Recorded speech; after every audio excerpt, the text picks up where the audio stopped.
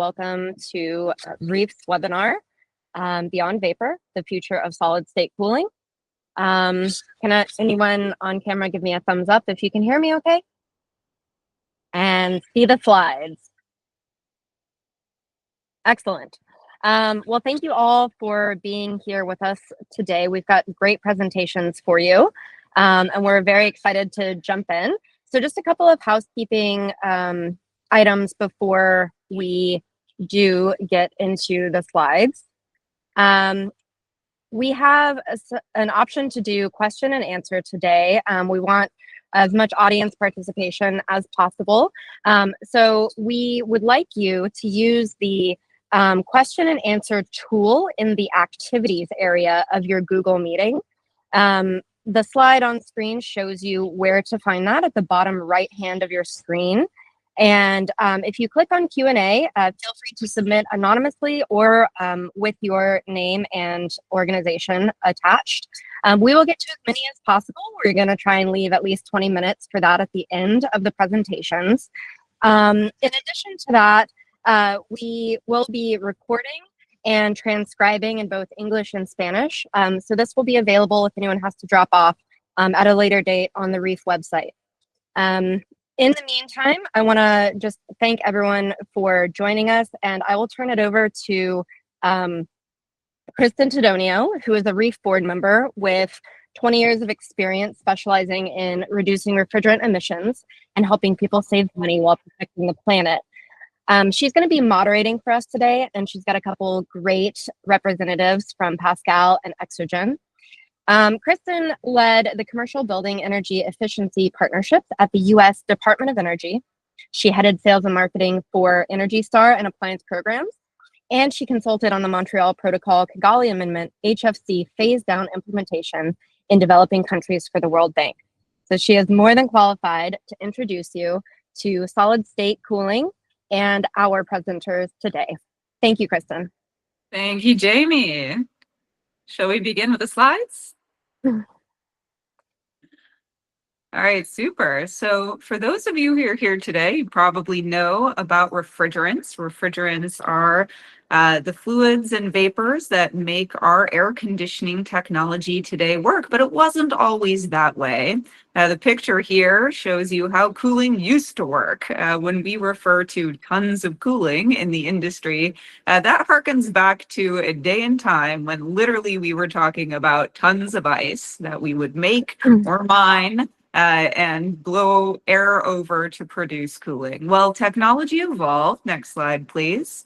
And thankfully, today we no longer have to do that. So for the last 100 years or so, vapor compression technology has dominated the market. And the Department of Energy, where I used to work, has a very fun history of air conditioning for those who are interesting. So 1929, room air conditioning systems hit the market, and thankfully they don't still work like this or look like this, but in many ways they still work like this. Next slide. They work through compressing vapors, which heats them up, and then expanding them, which cools them down. And that's called the vapor compression cycle. And that cycle has pros and it has cons. On the pro side, it works, and we have at this point over 100 years of engineering experience making it work. It's widely deployed. There's no melting ice to deal with, and with proper engineering and installation, things that are not always the case, it can be quite energy efficient. On the con side, vapor is essentially referring to that refrigerant, the working fluid within the system. And historically, those working fluids have been leaky, toxic, hazardous, sometimes all three.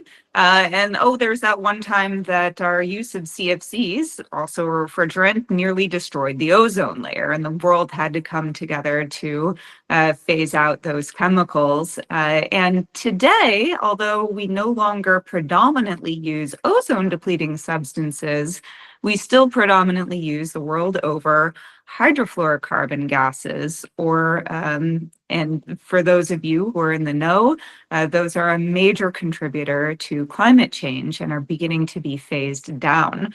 Next slide, please. So for many years, next slide, please. people have been asking themselves, is there a better way? We'll go back to the slide before. Thank you. Right there. Is there a better way? Well, it turns out that aside from melting ice or compressing vapors, there are other ways to produce cooling and heating effects without having to deal with those substances. There's electrocaloric and magnetocaloric technologies represented here by their superhero alter egos. But that's the sense of electromagnetism can produce a heating or a cooling effect. But today we're going to be focusing on two other innovative ways to produce cooling, either compressing or stretching materials that exist in a solid state. So elastocaloric uses mechanical stress or stretching to alter the molecular structure of a material, causing them to generate heat. And then barocaloric, which also uses a pressure change, and they are represented here by some leading companies within the field, Exergyn and Pascal.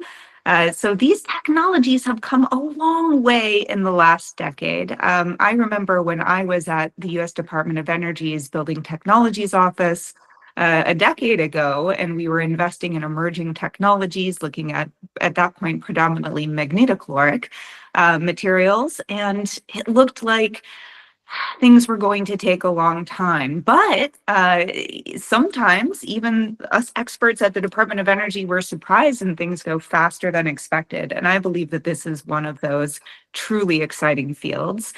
So next slide, please. So not only I believe this, investors are starting to pay attention. We're starting to see a lot more momentum on the investor side as well. So a couple of quotes here from some of the leading investors that are investing in this space.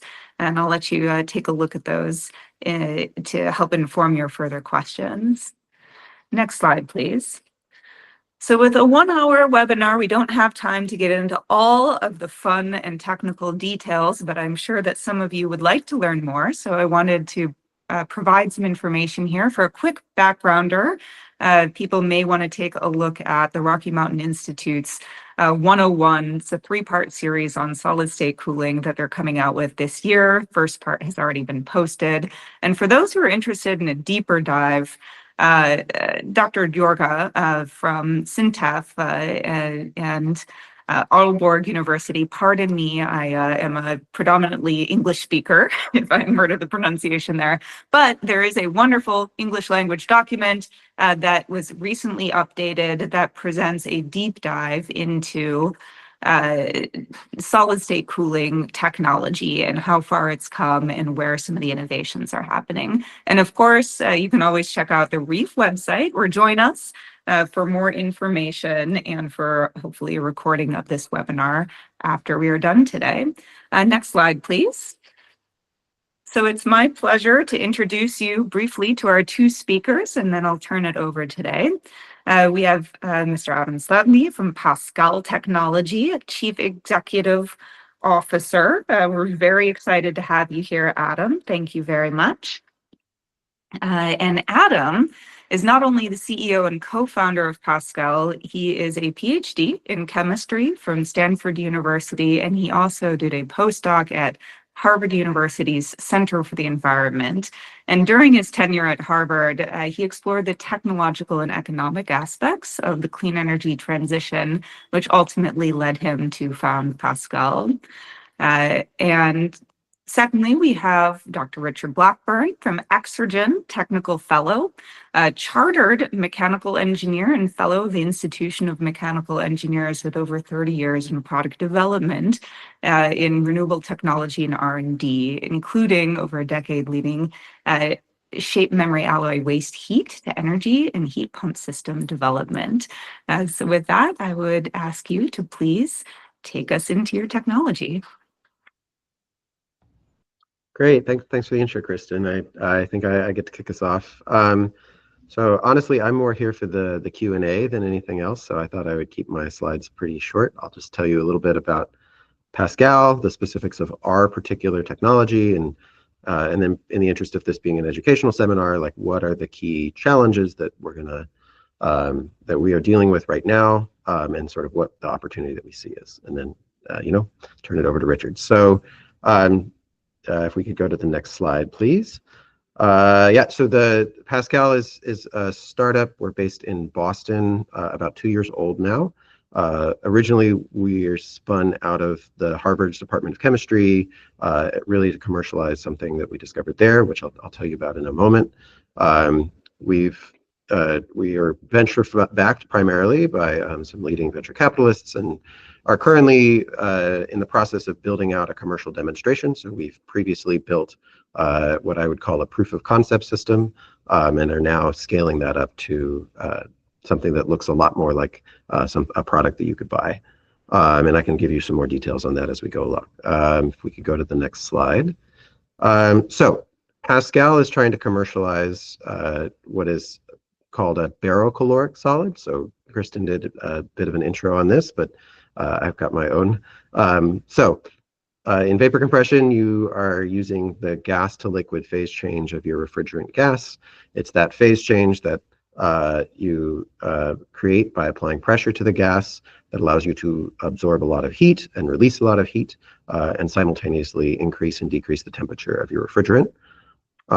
In a barocaloric, we're using a similar process, so we also are using a phase change. But in this case, instead of going from a gas to liquid, we go from one type of solid phase to a different type of solid phase. And as we've kind of drawn here on this slide, one of those phases is very disordered, and one of those is very ordered. So the best mental analogy I've been able to find is actually pasta. If you start with a box of uncooked pasta, it's dry, it's stiff. If you go cook that pasta, it ends up all floppy and loose at the end. And that's sort of what's happening in our materials. So when we apply pressure, we can go from a floppy and loose state to a stiff state. And then when we release the pressure, we can go back.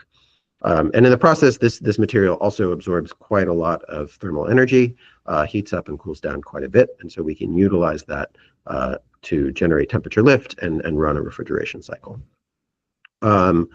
Just because Richard is also on this call, I'll highlight a couple of key differences. So elastocalorics and barocalorics work pretty similarly. The biggest difference is really in elastocalorics, you are only applying force along typically one direction, whereas barocaloric, you actually pressurize a fluid, and then that fluid presses on all sides onto your solid. And so there are pros and cons to each. One of the big differences is that we can actually make use of pretty flexible form factors. So we can take our material and we can coat it onto heat exchange surfaces. We can work with powders because we are able to access sort of unique hydrostatic compression. So if you could go to the next slide. We're not the first people to think of barocalorics or solid refrigerants in general. And Pascal was really founded on a particular thesis, which is that the thing that has prevented solid refrigerants from seeing actual commercial application is really the high pressures that you need to apply to these solids. So historically, you've needed somewhere on the order of 1,000 to 10,000 times atmospheric pressure to get these solids to transition and create enough of a temperature lift for practical applications. And as you might imagine, building that system can be quite challenging, although Exergyn has done it. And it's also can be potentially quite expensive. And so what Pascal, if you could click again, what Pascal has figured out how to do is really significantly drop the operating pressures required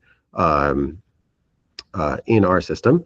So before we spun out, we were able to lower this operating pressure by 2 orders of magnitude. And then if you click one more time, I've got one more dot.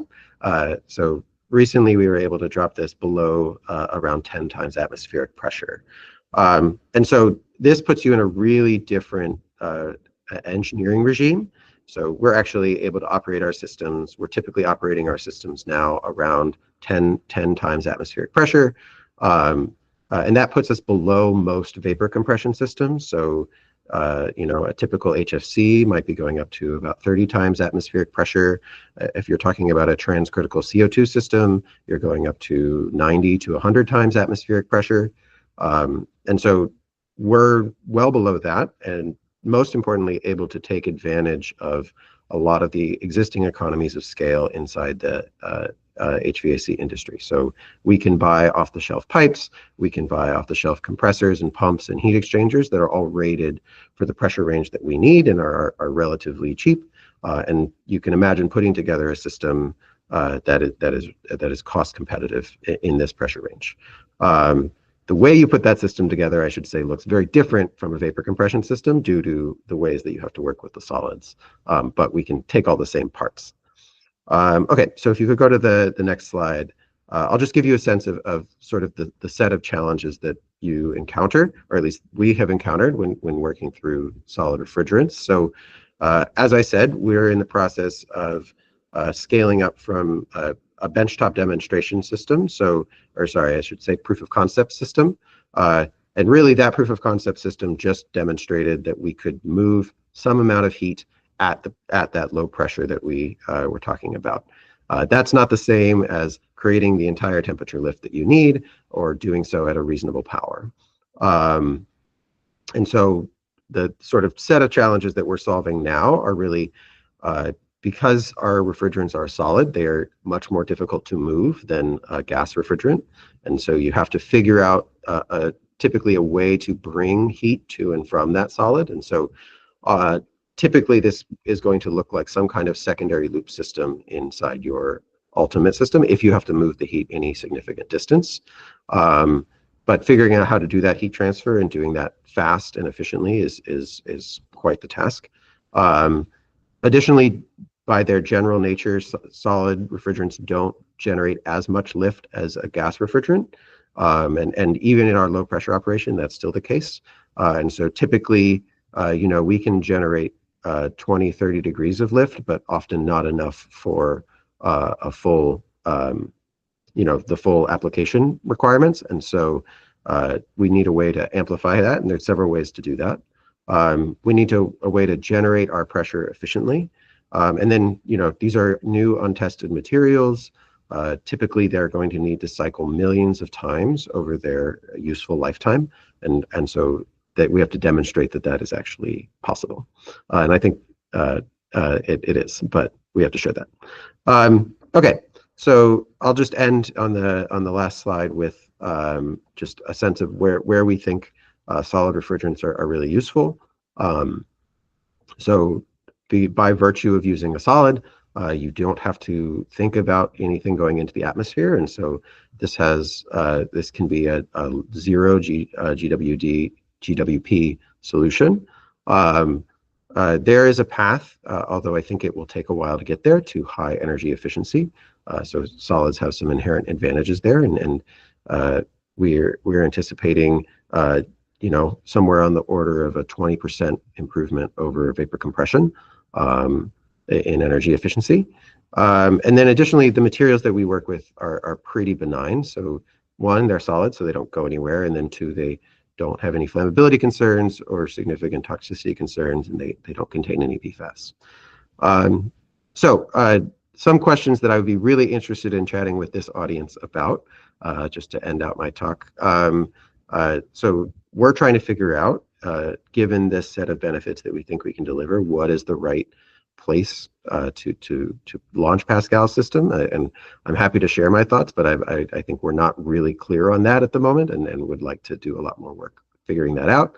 And then additionally, sort of what are the other things that beyond these benefits that we need to be considering, and that sort of forward-thinking customers are interested in getting. So looking forward to the discussion later, and I'll pass it off to Richard.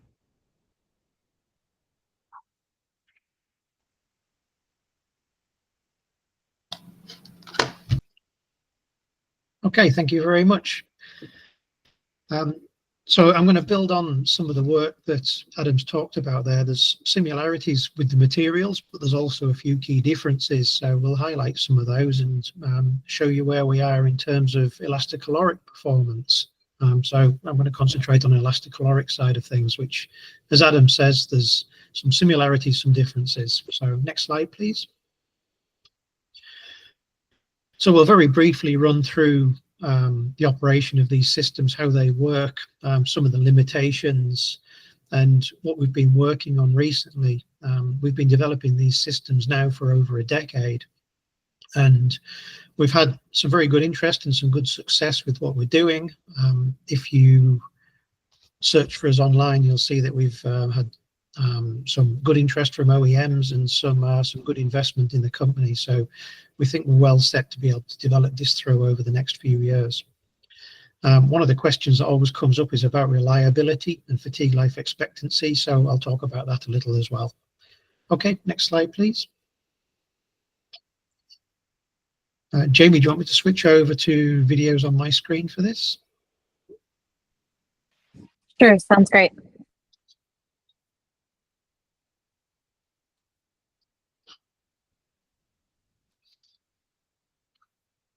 Okay, I'll just share the video for you.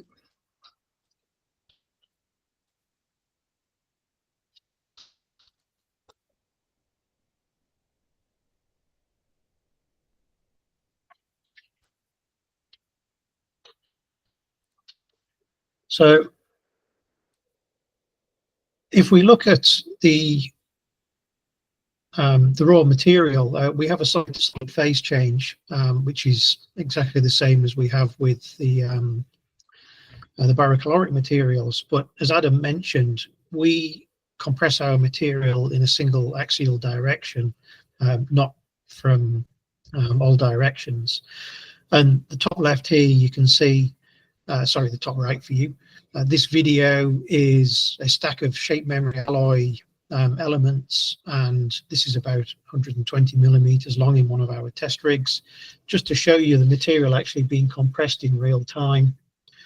We're compressing this material at up to 1000 MPa in compression, but the strain goes around 6%. So actually, when you see this material moving, it really does behave as if it's made out of elastic. When we're doing this, what we're actually doing is we're instigating the phase change in the material, and we have a solid to solid phase change, but we're going from two distinct ordered configurations. We go from body center cubic to face center cubic, and by doing this,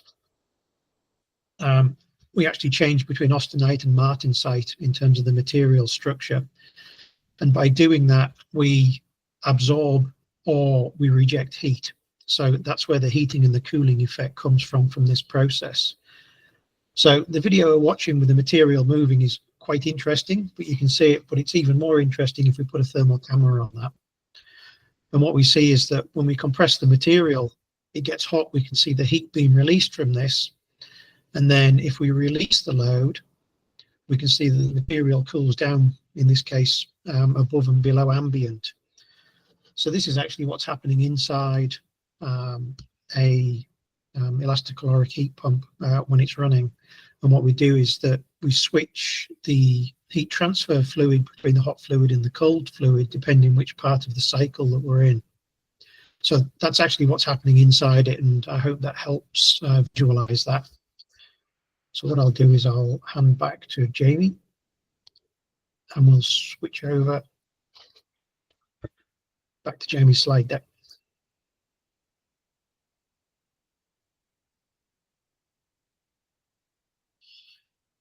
So we talked about using compression. The obvious thing to do, and all of the early systems actually used tension.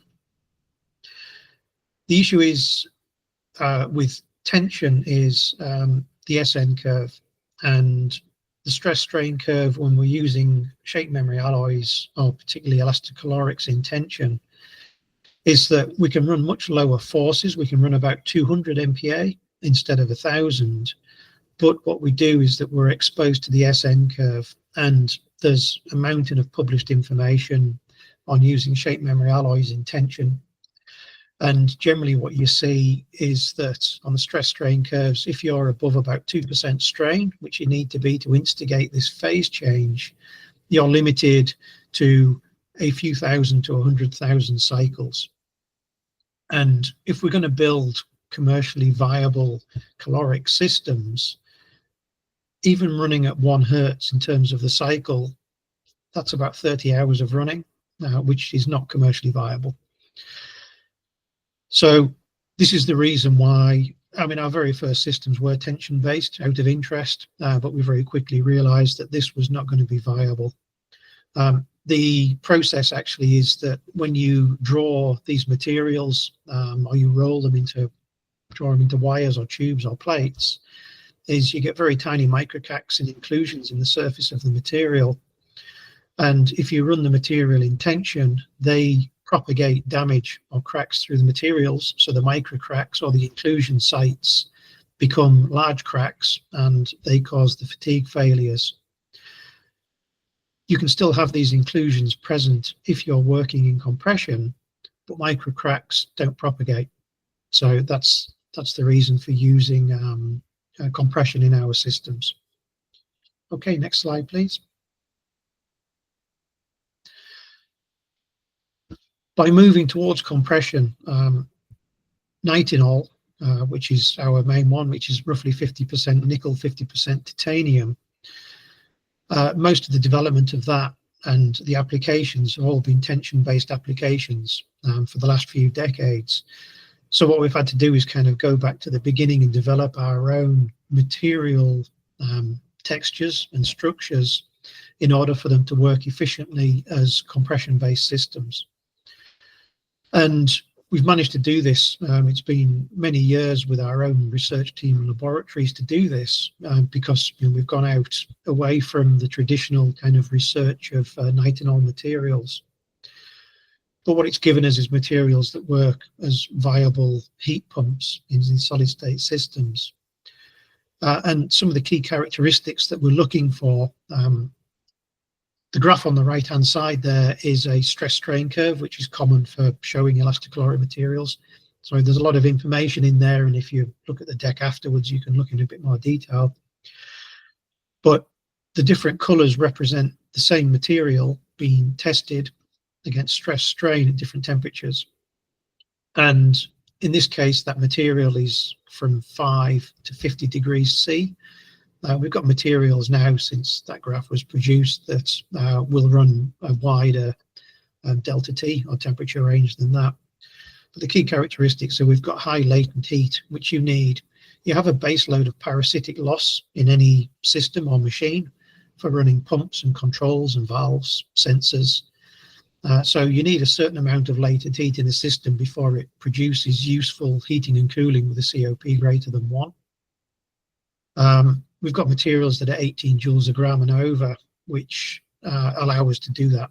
The zero strain degradation over millions of cycles is one of the key things I talked about. 100,000 cycles in tension and usually you're finished. By running these systems in compression with the materials we've developed, we can run millions and millions of cycles, and what we see is that the strain 0 point stays where it started, and that means you've got no plastic deformation of the material, which means you have no performance degradation. And we've got very high material COP, over 45 in this case here, in this example, and again, that's fundamental to having a system COP that's viable or even out competing in terms of vapor compression systems. So you've got to have all of these features in there, and it's been an awful lot of work and development in order to get compression-based elastic-caloric materials that can perform at the levels they need to be competitive with the vapor compression. Okay, next slide, please.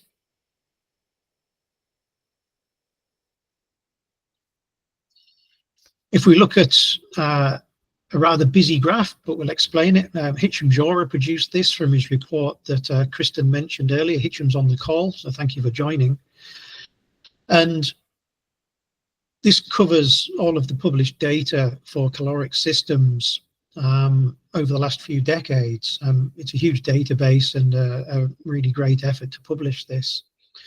But generally, it was work that was done by academia on limited budgets, limited timescales. So what we found is that a lot of the systems were low delta T and they were low power.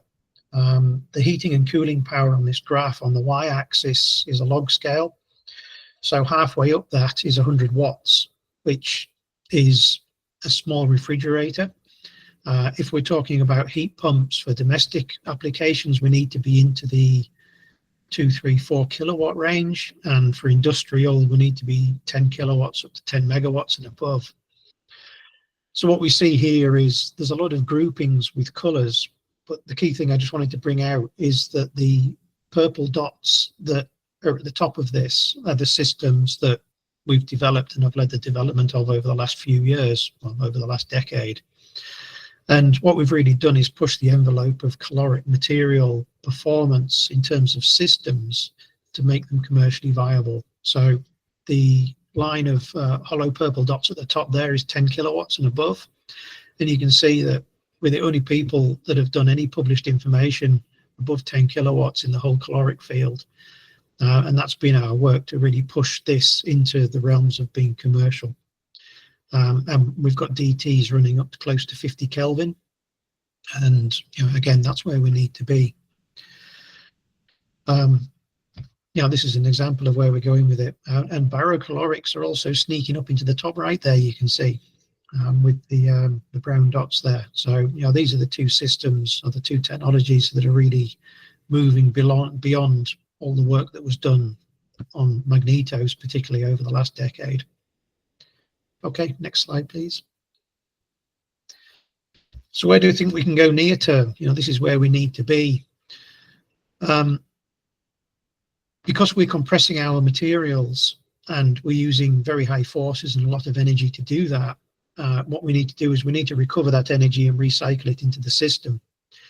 And that's a critical part of this. And doing that work input recovery is one of the critical factors for system efficiency. And we've got systems now that will recover that inputted energy over 75%. I think the patents are just in the public domain for that. If you have a search around for Exergyn on the SPASnet or whichever patent tool you use, you should be able to see some of the details of that.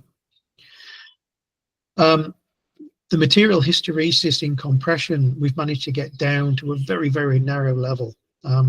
Actuators, which are where most caloric wires come from, have very high hysteresis to stop accidental actuation.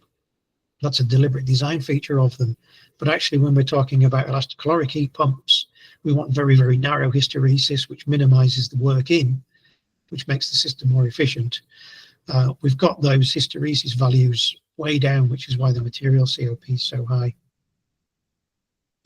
We need heat recovery in the system if we're going to run large delta T. The material on its own won't do that.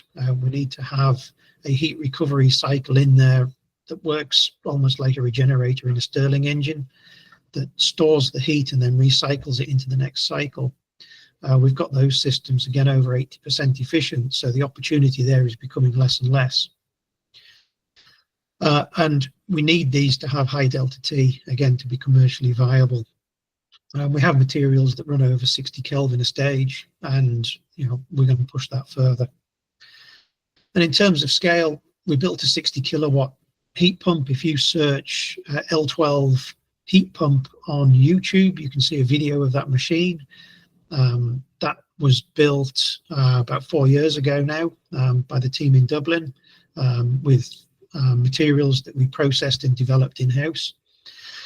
And that's the biggest system that's been built at commercial scale in terms of calorics, and it still sets a benchmark of what can be possible. So, we feel that we've proved that we can go beyond these few watts, 10 watts, 100 watt lab scale systems up into something that is commercially useful. Okay, next slide, please. We've still got a little bit of a way to go in terms of systems, away from materials. The graph on the right here, the green line through the center of that is 40 to 60% of Carnot. And we've got COP on the left, temperature on the bottom there, delta T. And again, the purple dots represent where we are in terms of existing elastic caloric technology. So we're just getting close to that 40% Carnot line now. And the developments that we're working on will take us up to the 50 and then beyond. Obviously, the idea is that we end up above that 50% line, which takes us up into the area of typical heat pumps, which is where we need to be. So that's the targets that we're aiming at, and within 3 years, we think that's perfectly realistic. The materials are there. It's not a materials problem now, we believe. We have fatigue light, we have the performance. It's the systems engineering, which is just about getting the efficiencies of the systems when we're moving this heat and this energy around in order to improve the overall system COP and EER. Okay, next slide, please. So there's the conclusions for the elastic-caloric heat pumps. Very, very quickly, is that the caloric technology, the work that's been done recently, and particularly led by Exergyn and Pascal, has really taken this caloric technology as the leading solid-state refrigerant heat pump technologies that we think are going to be the future. And elastic-calorics, like barocalorics, offer the same features in that they don't leak, the PFAS-free, 0 GWP. You can recycle the materials, so that supports circular economy as well. The funding and the interest, the fact that we're both here, we've both achieved private equity funding for this, shows that there's interest there and it's been taken seriously by the industry. And the materials technology, certainly for the elastic-calorics we're working on, we think we're there with that in terms of the performance, the life and the stability that we need.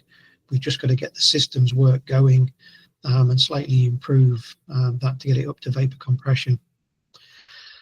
And that'll help us work on the other things which bring in the more commercial aspects as opposed to engineering ones, which are things like cost per kilowatt, size and weight, which determine the commercial viability as opposed to the engineering viability of these systems.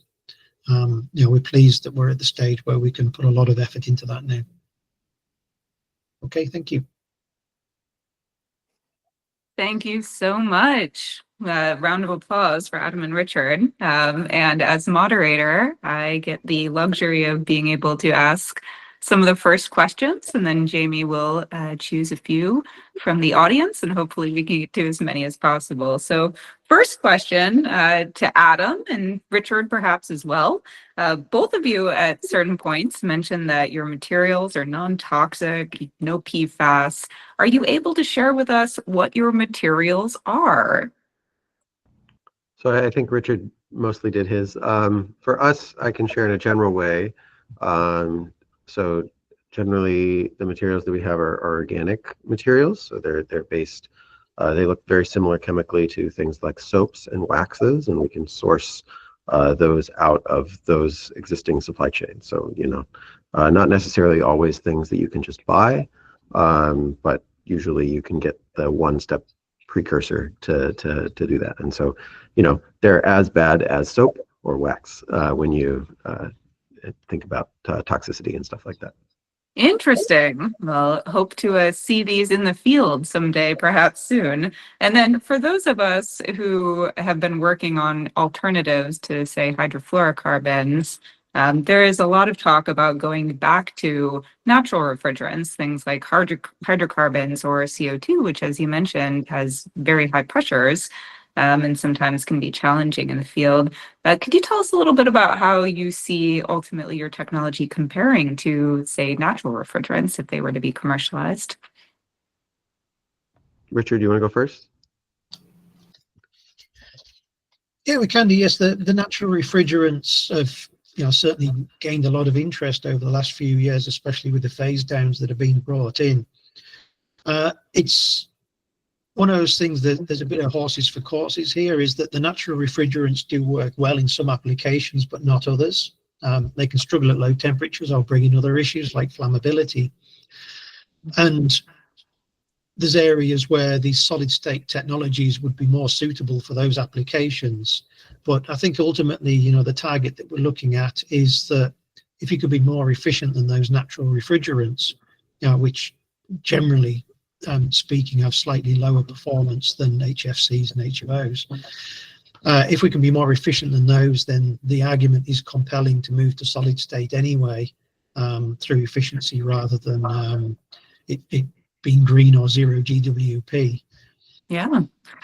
Fascinating. And a follow-up for you, Richard. What are the possible temperature ranges for, say, an elastochloric or electrochloric or caloric systems in general? Can you tell us a little bit more about that? Or tell us again. Yeah, sure. Well, I was talking about mainly my presentation, what we call binary nitride, which is roughly 50% nickel, 50% titanium. In terms of the elastochlorics, if we move away from that binary blend, the materials themselves, the caloric materials, will actually run from about minus 150 degrees C up above 600 degrees C by using different blends of materials. We either introduce ternary or quaternary elements, or we use completely different blends like copper, aluminium, zinc, for instance, and move away from the nickel titanium blends. It becomes more of an issue, like Adam talked about in his presentation, is that you've got to move that heating and cooling to somewhere useful. So it's actually the heat transfer fluids that start to become a restriction in that, because you can't use many conventional heat transfer fluids at minus 150, for instance. So that's where the challenge is coming with the very high and the very low temperature systems. The materials will do it, but you've still got to get that somewhere useful.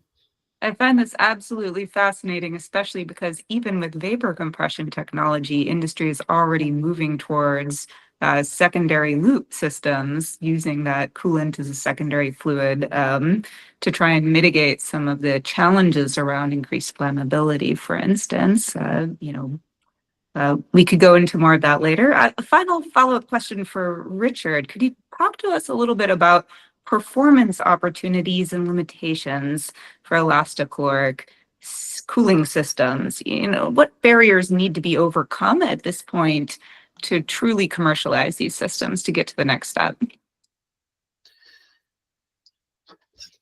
I kind of touched on that. You've got to get the heating and the cooling in and out of the caloric material, and to do that very quickly is challenging because you need to do it fast in order to get the cycle time down to make a commercially viable unit, like I talked about. And that kind of 1 to 3 hertz is the window you really want to be in, and it can be challenging. Nickel titanium, for instance, is a terrible conductor of heat, which isn't ideal when you want to use it as a heat transfer medium. So being able to get the heat in and out of those systems with good heat transfer fluids and be able to pump those fluids efficiently around your secondary loops are the issues that are affecting, or the main issues that are affecting the overall system efficiency. And obviously that's where a lot of our effort's going at the moment. Thank you. And Jamie, I'll turn it over to you to take some questions from the audience. Thank you so much. Just a reminder for our audience members, we won't be able to open the queue for raised hands or respond to messages in the chat. So if you have a question, please submit it via the activities tool that is shown on your screen now. And we will jump into Q&A based on popularity. So these are submitted by audience members and voted on by audience members. If you see if you see a question that you'd like answered, please click the thumbs up to upvote it, and we will answer as many as we can in the time we have left. Okay, so the most popular question, getting more popular by the moment, is how much retraining or retooling of the existing HVACR workforce is needed to support scaling of the commercial viability of solid state applications? Well, okay, so I can answer a little bit, although I will say that we are not at the product development stage, so this is going to sound probably not as detailed as you want. One of the nice things about solids is that they don't move, and so a lot of the things that we hear are like very big challenges from technicians, et cetera. Tracking down leaks, dealing with failing seals, et cetera, et cetera. A lot of that stuff is less relevant, although you will still have to do that in your secondary loop system. But you don't have to do that at high pressure, and you don't have to do that with a gas. In terms of regular maintenance, the standard things will still apply. You still need to clean your heat exchangers, etc. But in terms of the specific interaction with the solid refrigerants, our hope is to be able to develop basically a cartridge-like system. So if you know our solids need to be refreshed, you can come in, you can kind of easily remove them from the system and put in a new one. And then, as Richard said, we're hoping to be able to recycle these as not necessarily from a cost perspective, but just responsibility perspective. And so you can hopefully ship the old cartridge back to us and deal with it. At least that's our plan, but we'll see if we can make that happen. Yeah, I'll just add a bit to that. So the secondary loop side of things is the same. So in terms of the service maintenance, factory tooling, there shouldn't be any difference there. And in the system, I mean, rather like Adam talked about, we call them modules. And the idea is that we have a shape memory alloy module that can be inserted or removed into the system as a service item if it needed to be. And the rest of the system comprises, at least in terms of the elastichlorics, our system is standard sensors, pumps, pipe joints. Our fluid systems run at a few bar. So it's very, very similar to existing technologies. The only difference is that we use electromechanical actuation or electro-hydraulic actuation. But again, those systems are kind of carryover from automotive, things like the old previous power steering systems when they used to be hydraulic, or from light industrial. So the retraining that would be required would be somewhat, but minimal. Excellent, thank you. Another question for both presenters. Which approach makes more sense for AI data centers and cooling the processor chips this way? Does this approach make sense at all for such large applications?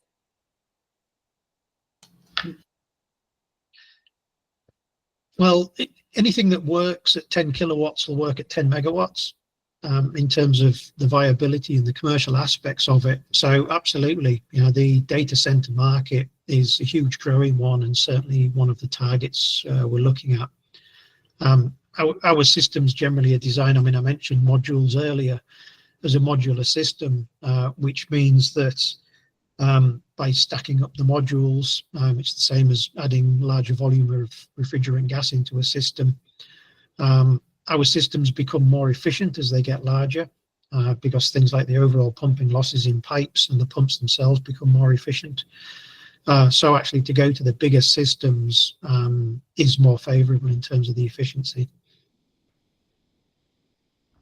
Yeah, I'll just add that I think, you know, if you're comparing to natural refrigerants for this particular application, it's not clear to me that there's a good natural refrigerant solution here.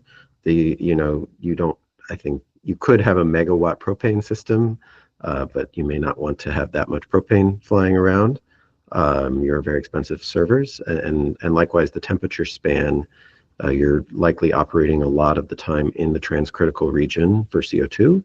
And so the efficiency of that system is going to take quite a hit, and that's the thing that the customer cares a lot about. So I actually think it's probably not our first application just because of the size of the system, but I do think we can play in that space. Great, thank you.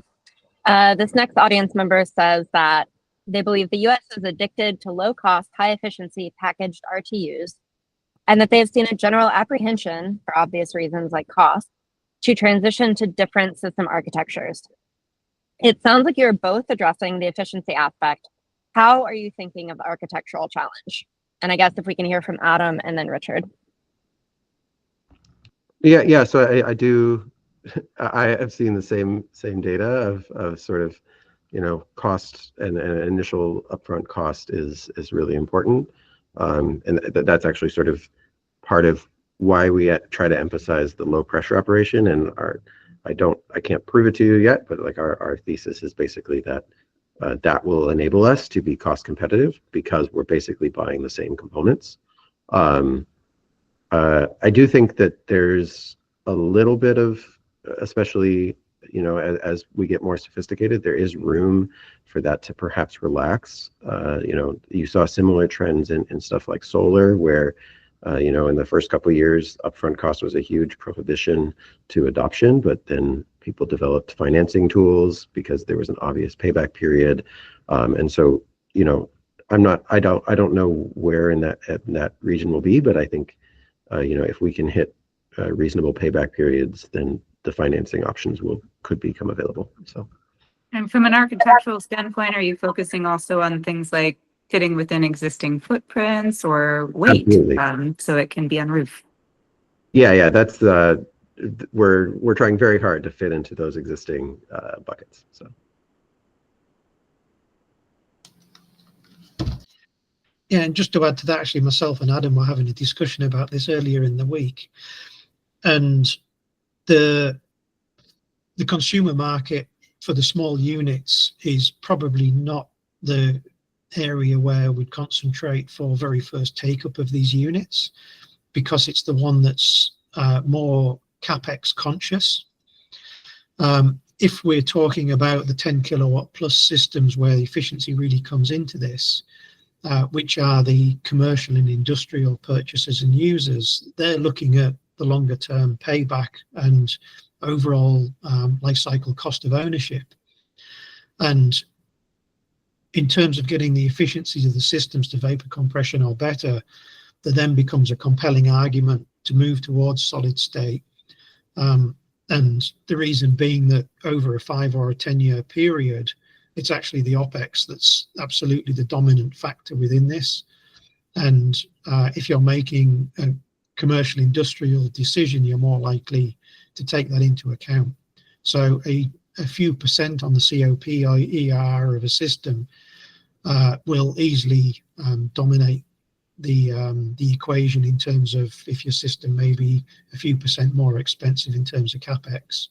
So I think, it's rather like the solar thing. You need to be careful of the target markets you want to go at initially, and if you carefully select those, then you can make sure that you're in the area you need to be to get volume into the market, to get market confidence, to get confidence in the financing systems, and then you can filter your way down through the systems into ultimately to the small scale room-based units, which really are the ones that are more capex conscious.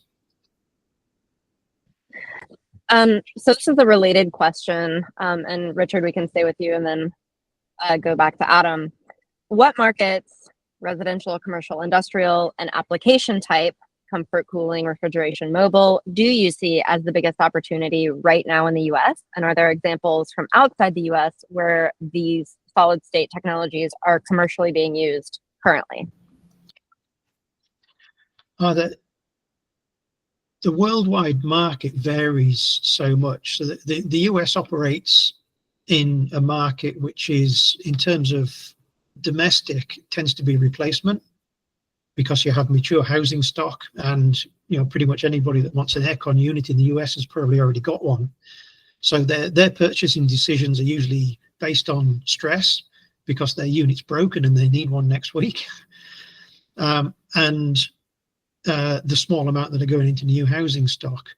Whereas if you look at a market such as China and India, it's all first purchase, because that market's just exploding in China and India for these units, but it's so capex driven. And then you look at markets like Europe, which are in between the two of them. And so the US domestic market, I don't think, is a good reference for the worldwide market, because of the way the market's developing there. Probably Europe and Japan are probably the ones to look at a little more, which is the electrification's coming through very quickly in those areas, because gas is really being dropped off, and you're changing gas-based primarily heating in those markets over to electric-based cooling, and the electric-based cooling, rather than going for EVAP, is going towards heat pump. And the same, instead of going gas-based hot water systems, moving towards heat pump-based hot water systems. They seem to be where the markets are developing. So I don't think I'd use the US as an overall reference for domestic, but the commercial side of the US, of course, is where more interest would be, as I mentioned, getting over that 10 kilowatt system size and getting into the markets that are more dominated by life cycle cost of ownership as opposed to capex. That would be the more interesting market in the US for sure, plus 10 kilowatt industrial commercial. In Europe, it's more towards the domestic heating, cooling and hot water.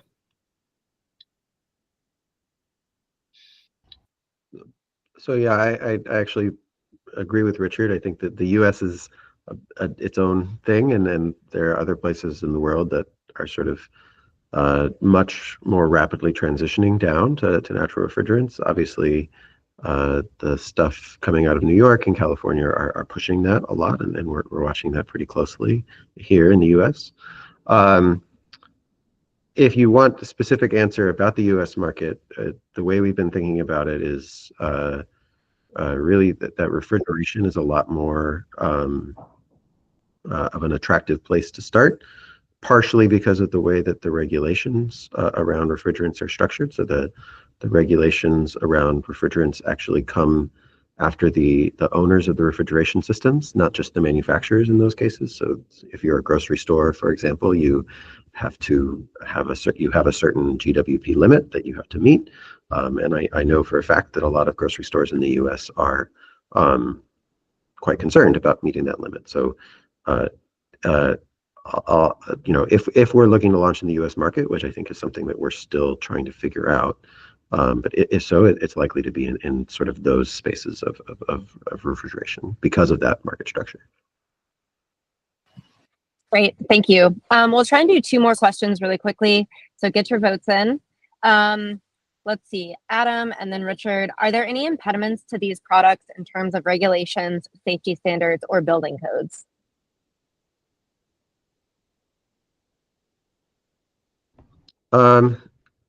This is an interesting question, because if you read the ASHRAE codes or the other codes that regulate refrigerants, they are very clearly written entirely for gas refrigerants. And so I think there's an open question about whether those regulations even apply to solids. So that's something that probably we need an answer on some way, one way or another. I think if you are interested in assisting in regulations, like figuring out the right way or like what set of rules solid refrigerants would play under it, and this is sort of a general problem for anything that's not vapor compression, is pretty important. I think there's nothing right now that says we can't go into the market as long as we meet regular safety standards. But if we're trying to do a comparison on a standard condition between a gas refrigerant and a solid refrigerant, it's not really clear how that should be done right now. And so there's some work to do there for sure. Yeah, and from our side, we're using a mix of standards and regulations. In terms of performance and system operation, we use like ASHRAE and Eurovent and those kind of standards, so we can do comparable performance testing. But in terms of the actual equipment, is that we use the standard electrical directives, machinery directives, and safety directives for general industrial machinery, because, as Adam said, the world of heating and cooling hasn't caught up with regulation for solid state systems. So we're using a bit of both as appropriate to make sure that the systems firstly are safe and good to operate, but that we can compare them in terms of at least performance and that side of things with vapor compression directly. Okay, excellent. I think due to time, we will close up there on that question. And Kristen, if you want to say a few words to close out. We will be sending this recording link and notes to anyone that RSVP'd today. So once again, thank you to all of the presenters and thank you to the audience members for being here. Kristen? Thank you very much. You're all part of the refrigerant transition, and hopefully you'll all join us in a solid state cooling future. I'm excited to say that as of the moment, solid state refrigerants are not on the controlled substance list of the Kigali Amendment to the Montreal Protocol. So I see this as a beautiful opportunity for efficiency, for energy, and for climate. So thank you, Adam. Thank you, Richard, and best of luck to you and your company's plans. Yeah, thank you everybody for attending, REEF for organizing it. Thank you all.